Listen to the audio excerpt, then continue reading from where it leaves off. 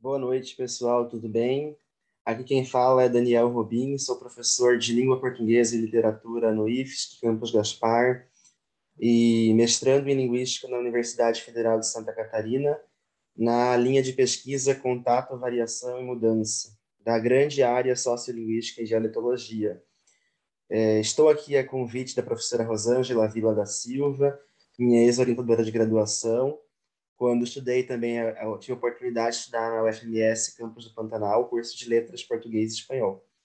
Então, venho a convite dela falar um pouquinho para vocês sobre variação linguística, as relações entre língua, sociedade e cultura, principalmente aquelas voltadas ao léxico, tá? Então, a gente vai começar hoje a nossa fala retomando um texto da professora Rosângela com a professora Stael. É o livro de Silva e Ferreira, 2021, perdão. E especificamente o capítulo 5 é muito interessante. Expressões linguísticas na voz dos caboclos da fronteira Brasil-Bolívia com Barros, Lobivar, Proença, Santos e Serra, que são alguns autores regionais do Mato Grosso do Sul que trabalham muito com a temática da linguagem do pantaneiro e suas variações, porque nada na língua é homogêneo, tudo é heterogêneo. A língua é um sistema rico porque ela varia e ela muda de acordo com o decorrer do tempo. E a professora Silva e a professora Ferreira justamente começam o capítulo falando que a língua não é apenas mais um traço, mas é uma força de identificação nacional. Então, através da língua, da norma linguística, a gente consegue identificar o jeito de falar de um povo ou de vários povos, de grupos sociais, grupos regionais, étnicos, e esse grupo manifesta o seu pensamento, sua visão de mundo, a sua cultura através da língua. Por isso, essa grande relação que há entre língua e cultura, né? A cultura se expressa através da língua e na sociedade. Então, língua, cultura e sociedade são sempre indissociáveis, tá? São entidades inseparáveis. Nesse capítulo, as professoras vão dizer um pouco sobre essas variantes que coexistem no Pantanal, especialmente no texto do Augusto César Proença, né, A Força do Falar Pantaneiro, onde ele traz algumas palavras, alguns vocábulos. Para quem não sabe, o léxico da língua, né? O léxico é o vocabulário, são as palavras da língua, do dialeto pantaneiro. Tá? Ele traz palavras como aquelas que se referem às entidades, né, às crenças do pantaneiro, como mãozão, pé de garrafa, minhocão, come-língua, negro d'água, anta-amiga, figuras mitológicas e lendárias que habitam as matas, baías, rios e corichos. Então, muitas vezes, a língua reflete essas crenças, a identidade do povo, que se forma não da noite para o dia, mas se forma num processo histórico e cultural também. Ah, Além dessas figuras mitológicas, a língua pode trazer outros reflexos da cultura, né? Como, por exemplo, esses termos inusitados, fueiro, guieiro, cambão, gangorra, tento, braça, iapa, afogador, lonqueação, que são termos específicos do léxico pantaneiro, do grupo social do Pantanal, das pessoas que vivem no Pantanal, tá? Furundu, paçoca de banana, Maria Isabel, carne seca, pote d'água, são algumas variantes, né, alguns vocábulos da culinária regional pantaneira. Então, o vocabulário da alimentação e da cozinha também retoma e se refere muito, via de regra, à identidade de um povo específico, tá? Porque a comida também é reflexo da cultura e as denominações para comidas também refletem muito da cultura, tá? Ah, Toucinho de pendurado, doce de caju, cachorrada. Então, gente, cachorrada, gente, jeito, chão, essa variação fonética, né, do j, tch, remete muito ao falar pantaneiro, com influência cuiabana, né? A professora Rosângela estudou muito isso na tese dela de 2003, perdão, o livro 2004, sobre aspectos da pronúncia do S em Corumbá. Então, a gente tem grande influência também do falar cuiabano, né? E também da colonização portuguesa no nosso sotaque, né? Esse S chiado que a gente tem, né? O tchê, o djê, isso vem muito da nossa colonização de Corumbá, tá? Do falar pantaneiro provém também dessa imigração, né? Das bandeiras que desceram de Cuiabá em direção ali a Corumbá e assim por diante, tá? Então, a variação na língua tem muita explicação histórica. Tá? A história explica o estado atual da língua. A diacronia, né, retomando Saussure, explica o estado atual da língua. Portanto, língua, sociedade e cultura são indissociáveis, interagem continuamente e constituem, na verdade, um único processo complexo. Tá? Na poesia, o Lobivar de Matos também traz algumas interações de dimensões sociais e históricas. Ele vai retratar, o Lobivar de Matos, para quem conhece, é um poeta radicado em Corumbá, que escreveu sobre o universo cultural pantaneiro nos anos 20 e 30. Né? Então, ele vai retratar muito a linguagem dos caboclos da fronteira, né? Que falam essa fala misturada, segundo ele.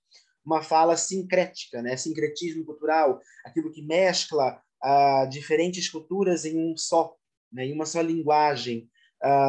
Então, ele vai... Esse poema, esse trecho é muito interessante, né? Paraguaios com lenço coloral no pescoço, faixa preta na cintura, brasileiros, gaúchos, guapos, caboclos de fronteira, que falam uma fala misturada. Acá no hay hombres, no hay muchachos, hay polleros, grita um correntino atrevido. Um paraguaio nanico resolveu aceitar a aposta. Não quer dinheiro, vai montar porque não é polleiro.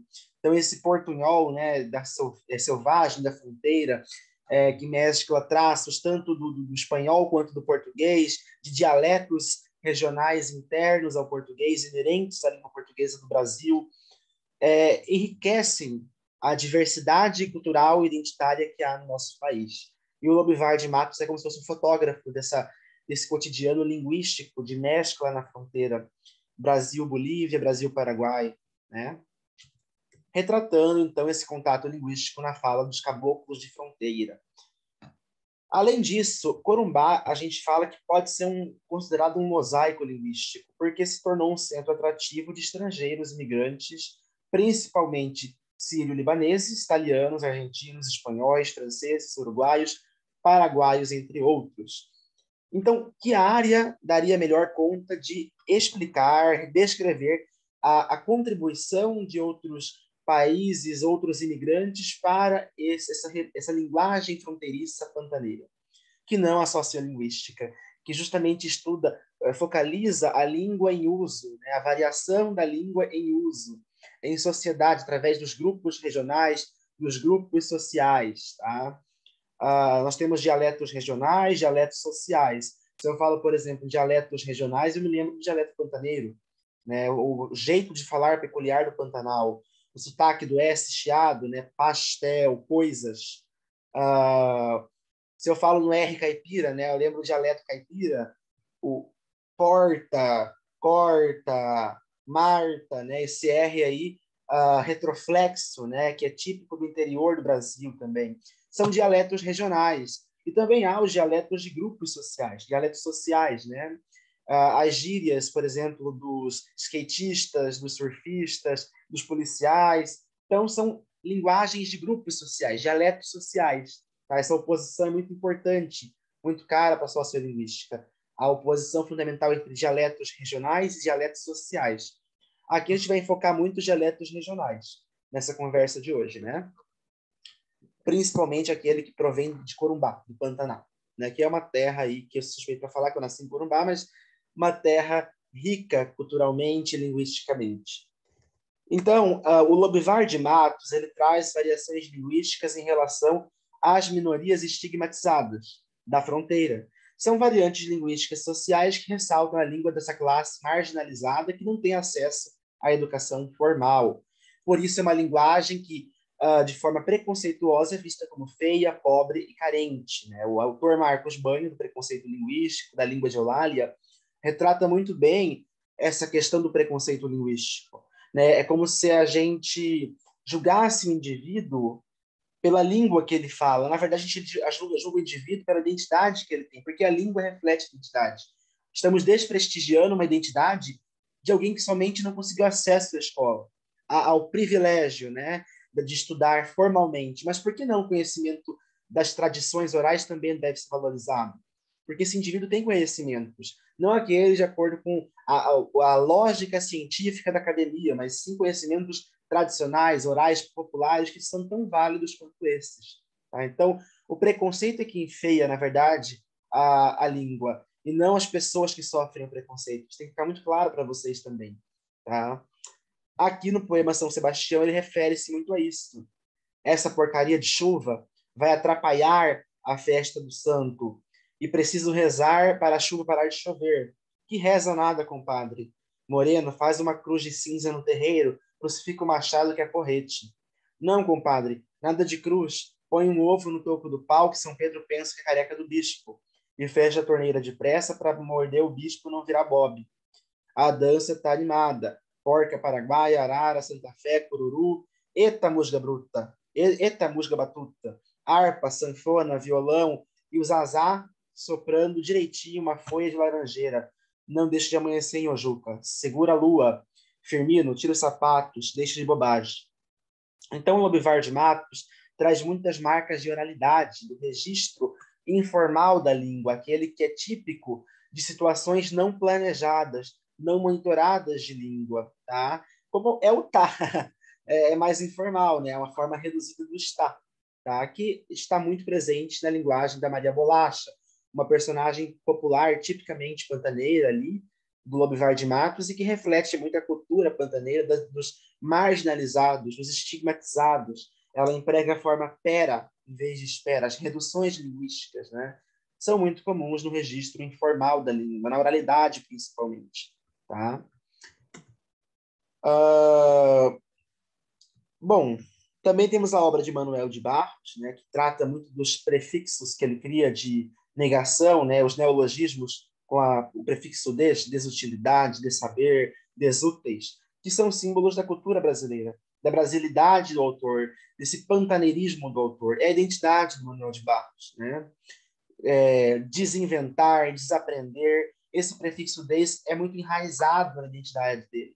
Ele reflete muito da cultura que ele se insere também. Né? Então, a língua refletindo novamente a cultura, os processos sociais identitários. Né?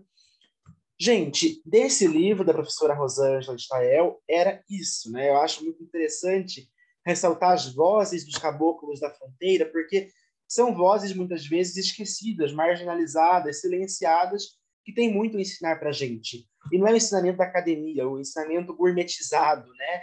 É o ensinamento tradicional, das tradições orais, da cultura do chão, da raiz, do solo, que também é uma cultura tão válida quanto a cultura acadêmica. Né? Nunca se esqueçam disso. Atitudes preconceituosas com a língua devem ser evitadas e também cortadas como um mal pela raiz, porque a língua varia. As mudanças fazem da língua um processo mais rico, enriquecem a língua. As mudanças linguísticas, a variação, são processos que tornam a língua algo sincrético, um mosaico linguístico rico, cultural, colorido, que é o que a gente busca, na verdade, né? Essa diversidade étnica e cultural que se reflete na língua portuguesa, no português brasileiro, nos seus dialetos regionais e sociais. Tá? Agora a gente vai falar um pouquinho sobre uma das manifestações dessa língua, desse dialeto de fronteira, pantaneiro, né? Basicamente, um estudo que eu fiz no meu trabalho de conclusão de curso, que a professora Rosângela orientou. Tá? Esse trabalho é denominado Variação Lexical e Descrição Semântica do item Mulher que vive o tempo todo na igreja na cidade de Corumbá, Mato Grosso do Sul. Então, gente, quando eu fiz esse trabalho com a professora Rosângela, eu também quis refletir um pouco do que é a cultura do pantaneiro, a cultura do corumbaense, a cultura do interior do Brasil. E, novamente, nada melhor do que a sociolinguística para poder quantificar de que forma as pessoas, em geral, refletem essa cultura local, né? Preservam as tradições ou preferem as inovações linguísticas, né? Como que a língua reflete as mudanças nos processos culturais, sociais, migratórios. A sociolinguística estuda esse mosaico, né? As mudanças, os contatos linguísticos, as imigrações, influências da rede social, da televisão, dos meios de comunicação. Como que o social em si interfere na forma como a gente fala, como a gente se refere ao outro e ao próprio mundo, né? Então, eu falo de variação lexical, né, do léxico, do vocabulário da língua, especificamente de um item lexical, de uma palavra, né, que é o conceito, na verdade, mulher que passa o tempo todo na igreja. né? Quem nunca ouviu falar nisso, né? A Beata, a Carola, a Freira, enfim, são várias designações, né? Então, o meu estudo com a professora Rosângela vai trazer um pouquinho disso, tá? Eu vou tentar aqui aumentar a tela aqui para ficar melhor para vocês. Ok.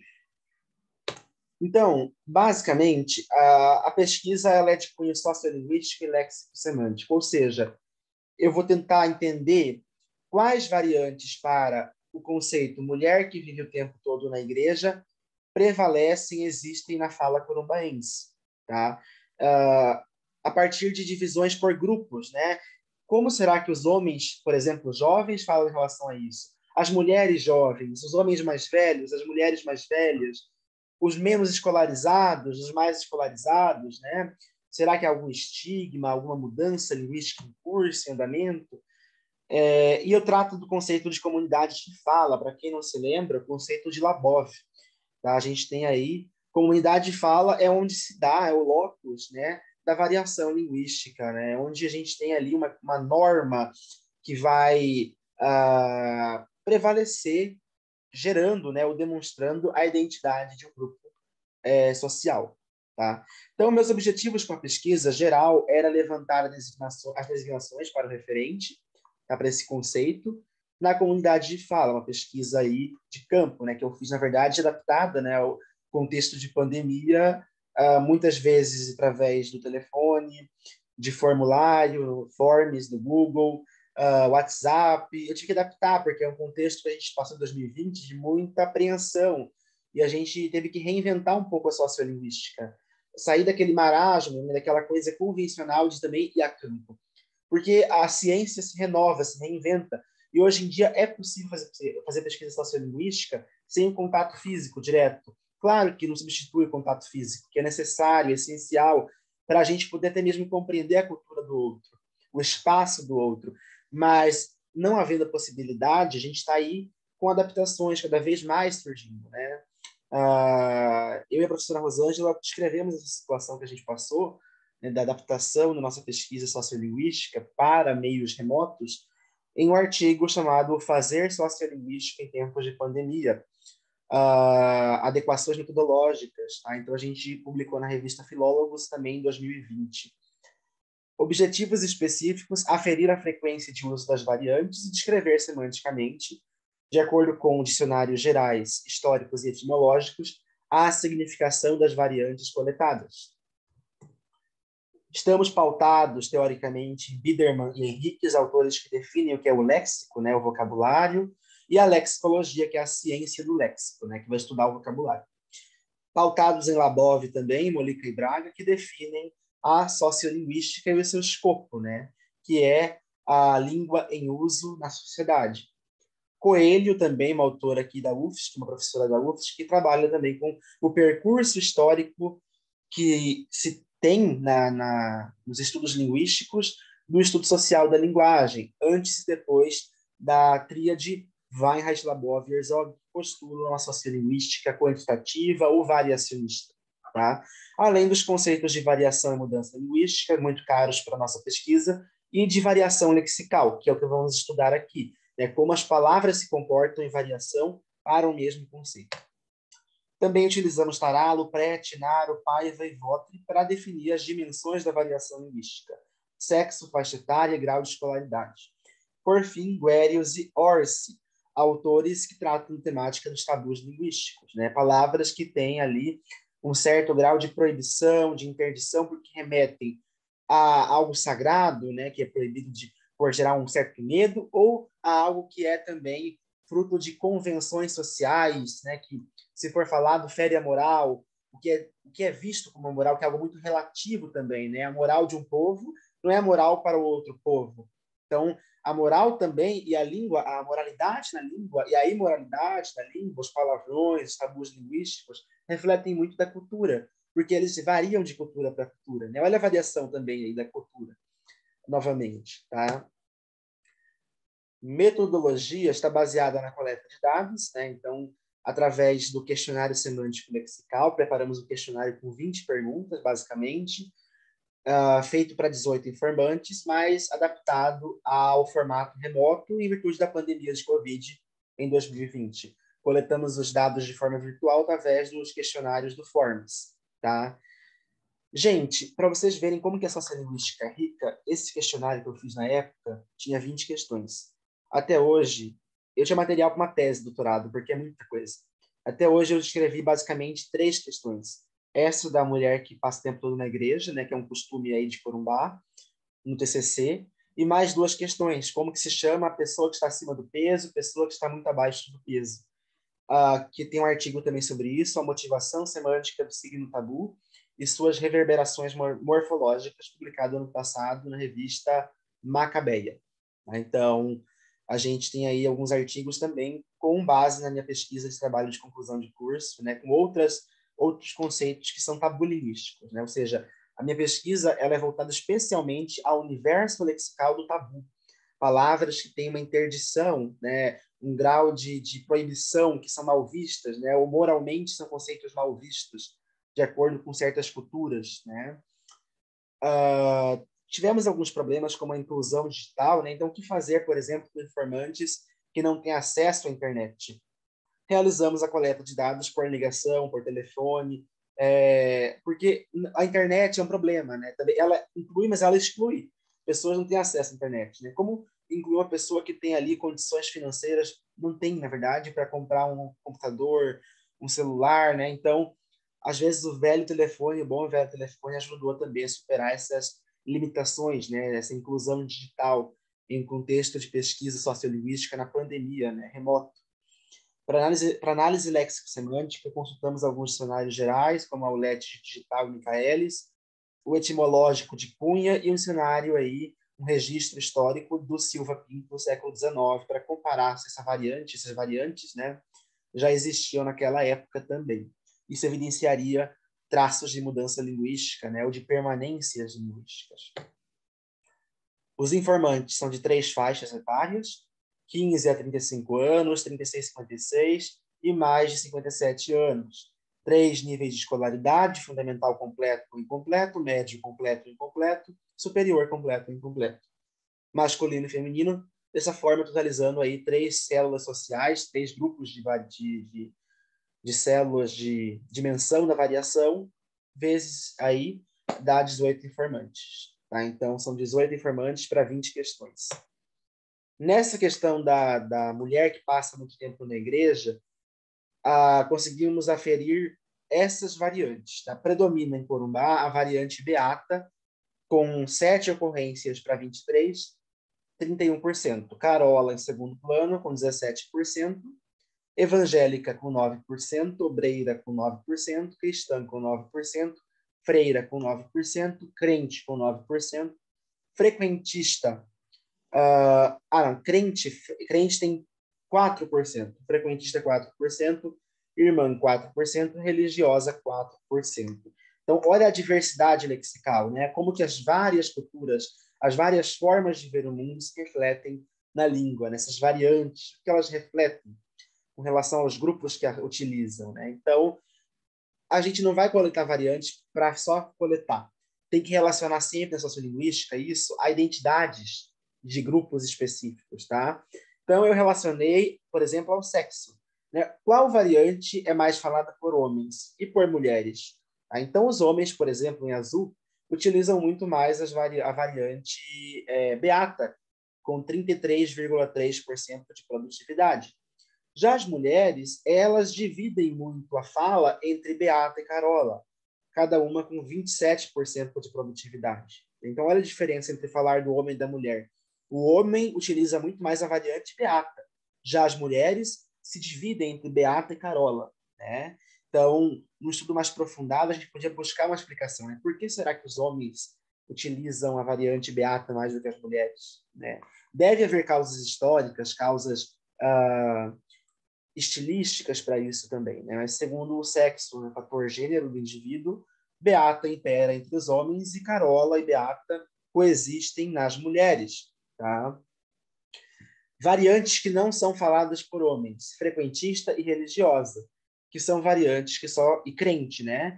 que só existem na fala das mulheres corumbaenses: frequentista, religiosa e crente. Ao passo que obreira, cristã e irmã só existem na fala dos homens corumbaenses. Então, olha, marcas também diassexuais, né? Marcas de sexo. Palavras que só existem ali naquele contexto, naquele universo de pesquisa, no vocabulário masculino ou feminino, tá? Correlacionando também as variantes com a faixa etária, ou seja, com a idade do falante, idosos em verde, adultos, né, que é a faixa etária mediana, média, em vermelho, e jovens em azul. Percebemos o quê, gente? Religiosa, por exemplo, que é uma variante mais suave para esse conceito, né, eufêmica, ela só existe no vocabulário dos idosos, tá? Se eu falo em crente, só existe no vocabulário dos jovens, né? Uma variante mais pejorativa, talvez. Carola, não, irmã e frequentista, só existe no vocabulário dos adultos, por exemplo, da faixa etária média. Evangélica, por exemplo, na lacuna à sua esquerda, existe tanto na linguagem dos idosos quanto dos jovens. Olha só, as duas bordas, né? Então, é uma variante que prevalece, que se mantém, tanto nos jovens quanto nos idosos, tá? Ela não cai em desuso. Beata é o nosso caso mais interessante, porque Beata é utilizada por 42% dos idosos, tá? Então, a variante muito utilizada, a mais utilizada entre os idosos é Beata, tá? Mas é uma variante que 30% dos adultos utilizam, em vermelho ali, e os jovens apenas 16,7%. Ou seja, uma tendência ao progressivo desuso, à progressiva mudança linguística. A variante que impera entre os idosos vai cair em desuso para os jovens, tá? E novas variantes criativas vão surgindo também. Neologismos, palavras que os jovens vão utilizar para se referir ao conceito. Ainda que os jovens, talvez, nessa pesquisa, tenham mostrado conhecer muito menos do conceito. Talvez uma ligação menor dos jovens com as tradições dos antigos, né? Com a cultura dos antigos, a cultura religiosa maior que prevalece entre os mais velhos também. Olha como que a língua reflete esses dados culturais, né, também. Crente, já falei sobre isso, né? Só existe entre os jovens. Cristã entre os adultos e jovens, olha só, os idosos utilizam. Ela é mais inovadora. Freira e obreira também, só os jovens e adultos. Carola, irmã, por sua vez, também é um caso interessante. Carola, perdão, só o Carola. Porque o Carola está em verde e vermelho. Ou seja, idosos utilizam bastante, cai um pouco entre os adultos, e 20% utilizam, e nenhum jovem utiliza a variante Carola. Isso mostra o conservadorismo da variante. Então, a variante aí que caiu em desuso no vocabulário corumbaense para se referir ao conceito da mulher que passa o tempo todo na igreja. Olha como que a faixa etária, né, como que a língua reflete a identidade de um povo, né? Essa evolução da língua também reflete esses embates entre tradição e inovação na cultura local. A escolaridade mostrou que a única variante utilizada pelos 3 grupos escolares é Beata. Então, ali, Beata não tem nenhuma marca de escolaridade, né? Todo mundo utiliza de acordo com a escolaridade, ambas utilizam, né? Tanto a superior quanto a média fundamental. Variantes tipicamente da escolaridade superior, religiosa, em verde. Escolaridade média, irmã, em vermelho. E crente, e cristã também. Da escolaridade fundamental em azul, frequentista, obreira e... Não, frequentista somente, tá? Aí, obreira, por exemplo, é utilizado tanto pela escolaridade superior quanto pela fundamental, né? Evangélica, só pela fundamental. Carola, pela superior e pela média. Carola não está presente no vocabulário das pessoas menos escolarizadas. Olha que interessante esse dado, né? A análise léxico-semântica permite identificar, por exemplo, através da etimologia, que Beata é a variante mais antiga, data do século XVI, tá? E ainda se encontra em uso, inclusive, no léxico dos mais jovens, apesar de cada vez menos frequente, né? Carola, que não é a variante mais antiga, mas ela também é muito presente no léxico dos idosos corumbaenses, caiu em desuso. Não é encontrada mais na fala dos jovens dessa amostragem, tá? Silva Pinto, dicionário aí de cunho histórico do século XIX, não traz a variante Carola. Obreira, sem o caráter pejorativo, né? Tabuizado. Evangélica também não tem acepção que buscamos. Beata é a variante que aparece nesse dicionário mais compatível com o conceito. Freira não possui caráter pejorativo ainda, nem cristã, que também não está nesse dicionário. Tá? O Aulete, 2006, traz em beata já a indicação do tabu, porque é uma palavra já pejorativa para as pessoas, irônica. Tá? Carola, em relação de sinonímia, é uma sinônima de beata no Aulete.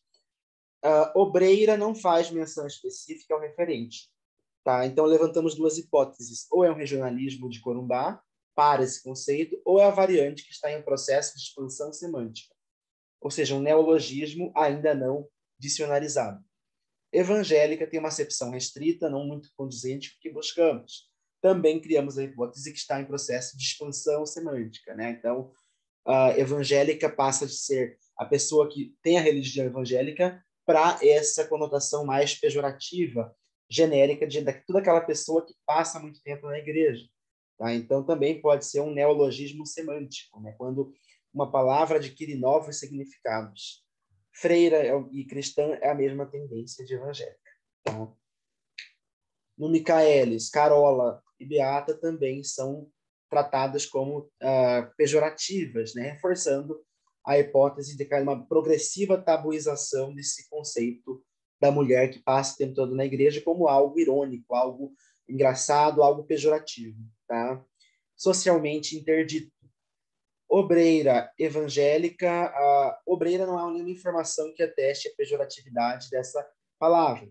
Evangélica está relacionada a quem tem tendência missionária ou redentora, ou seja, propaga a fé religiosa.